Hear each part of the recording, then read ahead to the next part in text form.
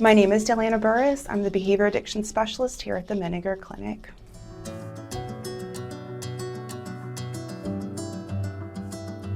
So during the school year, kids have a naturally built-in schedule. They go to school at a certain time, they even eat at a certain time.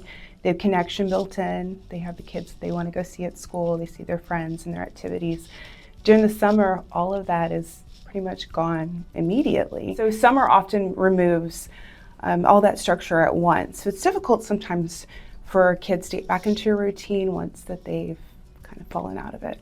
For many kids, especially teens, too much unstructured time can increase irritability and isolation, even depressive symptoms. So it's difficult sometimes when they fall out of their routines.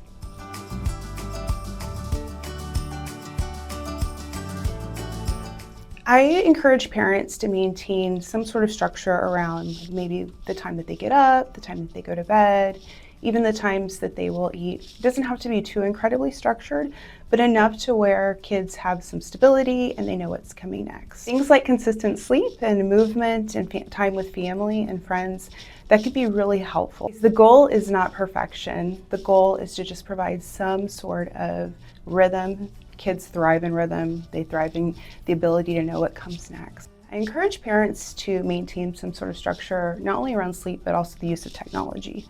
So when kids are using technology as their coping skill, it can be really difficult and it can actually increase depressive and anxiety symptoms.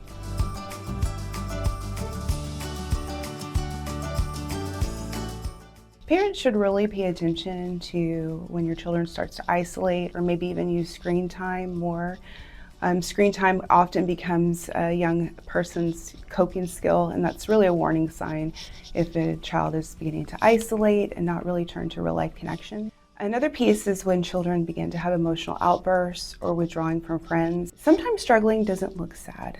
Sometimes struggling can look anxious or angry.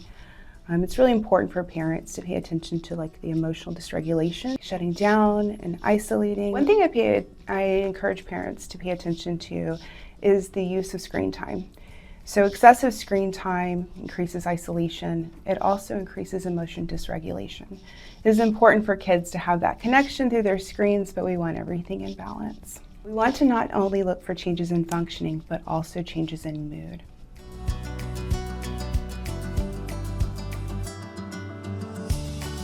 Kids should absolutely have downtime. It is important for it to be balanced though.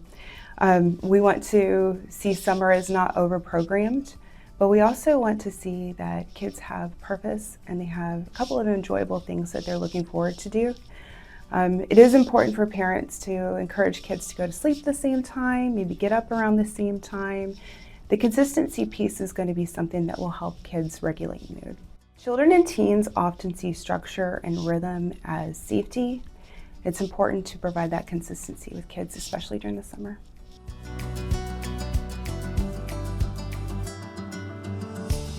Social connection is incredibly regulating for kids and teens.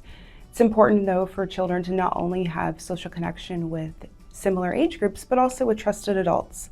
Connection can be very regulating, and it's helpful for children to not only be around kids their own age, but also adults who can provide them a sense of safety and a sense of purpose and connection.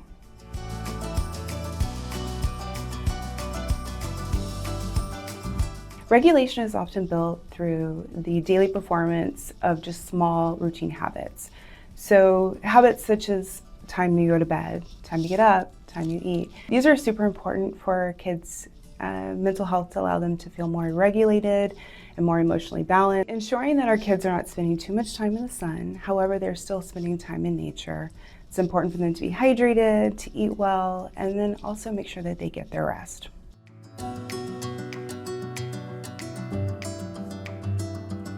One of the most important things that I'll encourage parents not to do is to swing to extremes.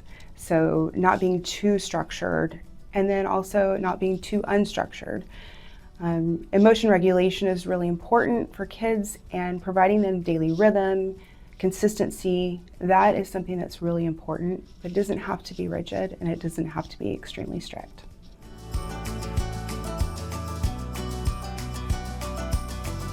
Trust your instincts early. Parents often recognize that something's wrong before kids are able to verbalize that something is off. So it's really important that if you are able to pick up on something, maybe, being concerning, that you're able to talk about it with the kids. Start conversations rather than interrogation. Sometimes it's really important to be able to just get on your kids' level and just be curious about their day, curious about how they're feeling, and maybe just curious about what are their interests this summer. You don't have to wait for a crisis to ask for help. Early intervention can make a huge difference. So parents don't have to be perfect. Small, consistent habits and then shifting and making changes can be really helpful for our children to help them understand that change can occur and it's okay. We can collaborate together and we can work through the changes that occur.